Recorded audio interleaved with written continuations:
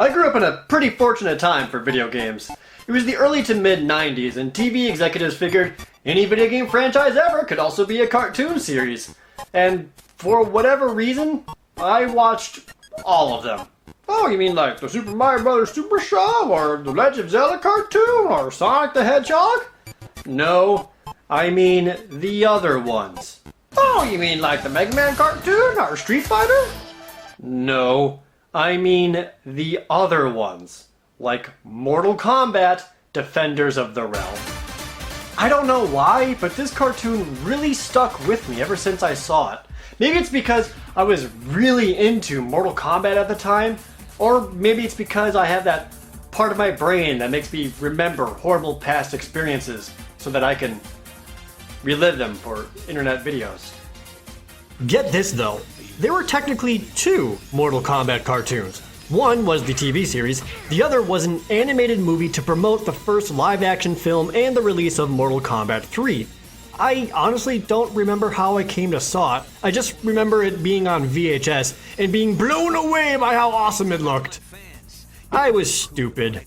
It follows Sonya Blade, Johnny Cage, and Liu Kang as they travel with Shang Tsung to Outworld for the first Mortal Kombat tournament. Also Sub-Zero is there hanging out, and Scorpion thinks he's sneaky.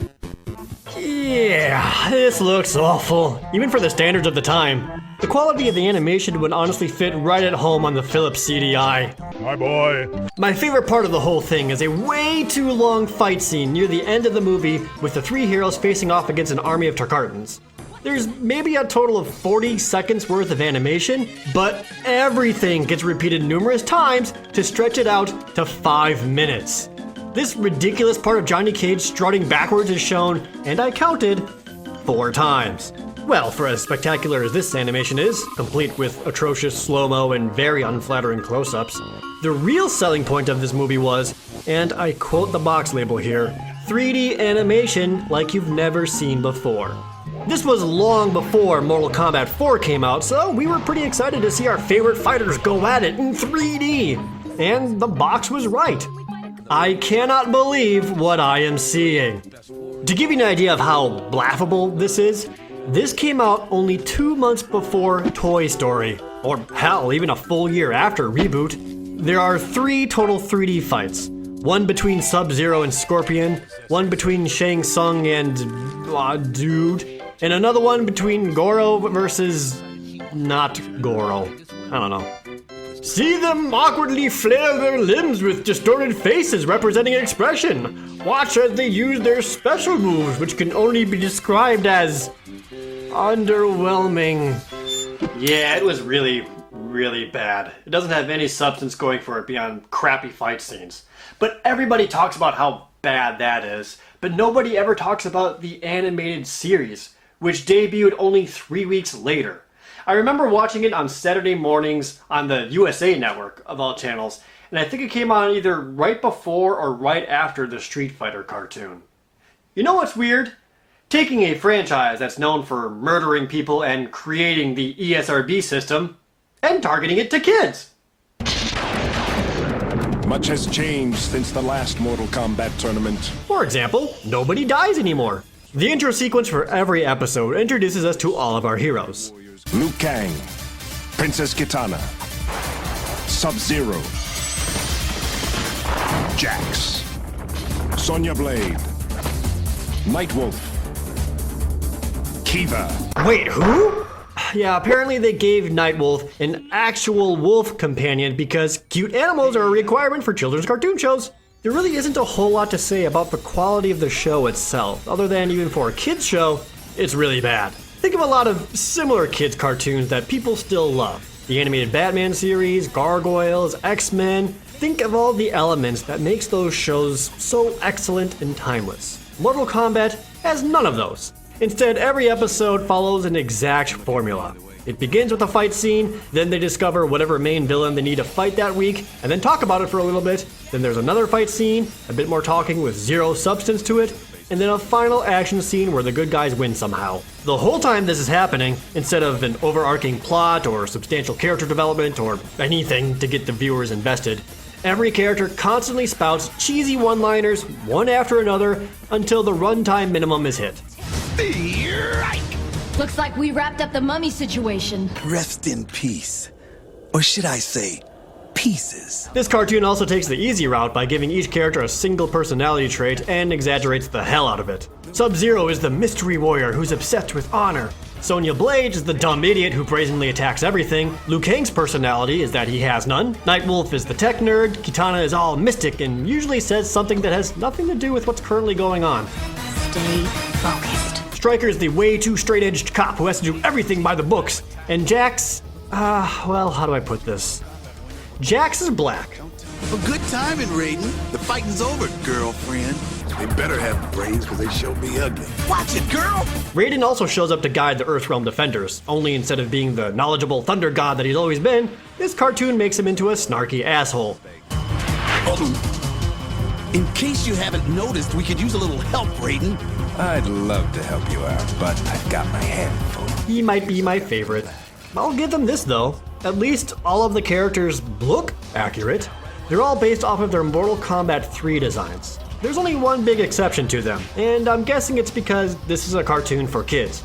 See, in this show, boobs don't exist. The Mortal Kombat women have always had very particular designs, and in the show, yeah, it just looks weird. The worst of this goes to Shiva. This is her in the game of the time, and here she is in the show. Another thing they actually did right was their special moves. They use them pretty frequently, keeping its ties with the video games a bit stronger. And I mean, as kids, all we wanted to see was them doing their things, right? Well, we also wanted to see. But, you know, that's not gonna happen here. The strangest part about this cartoon is that it's technically a sequel to the original movie. They make this pretty clear by recreating several scenes from the movie in flashbacks. Only they changed a few things here and there. For example, Sub-Zero and Shang Tsung was changed to this.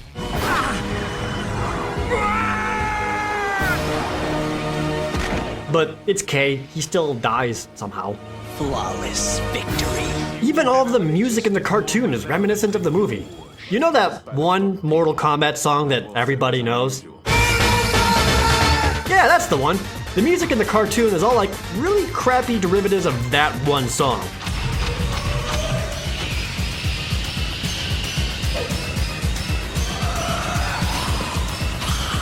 They loop constantly and they break out at every fight scene, which is pretty much 80% of the show. Incoming!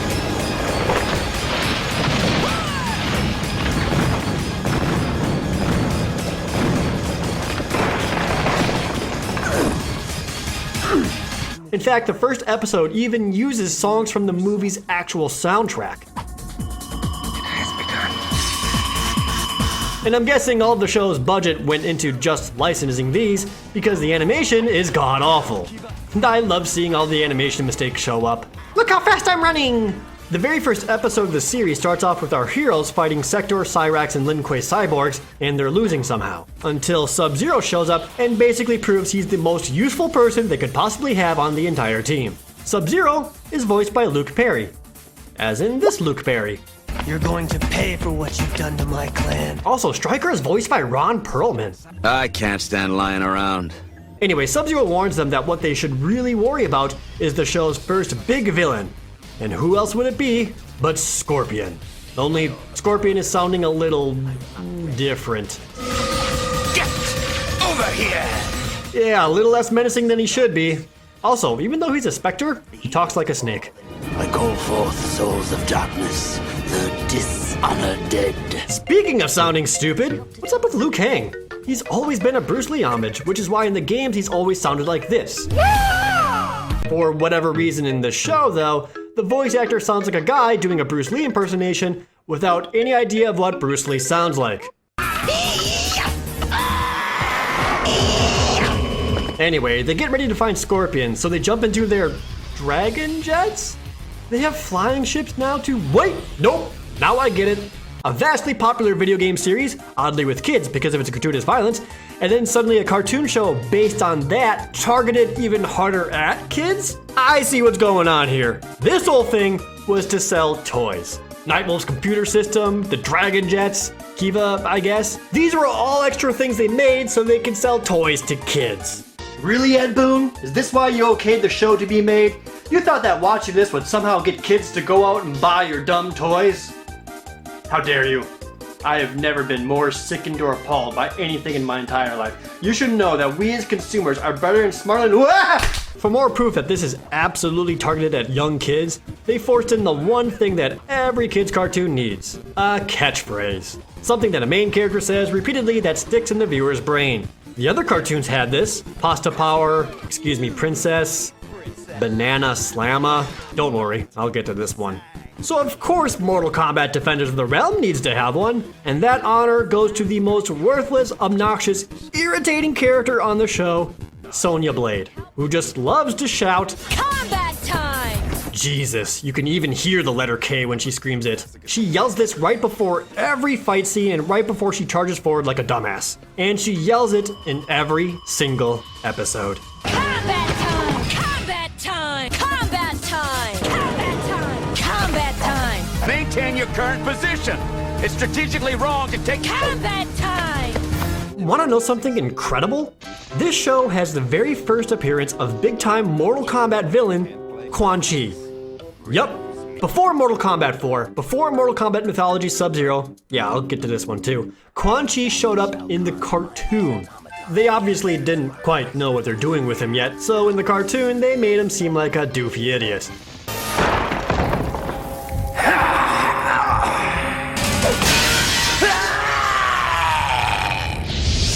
I really don't know why I watched this as a kid. Even then, I'm pretty sure I knew it was stupid. I guess I wanted to watch any kind of show about my favorite video games, but this is really bad, which explains why it only got one season at 13 episodes.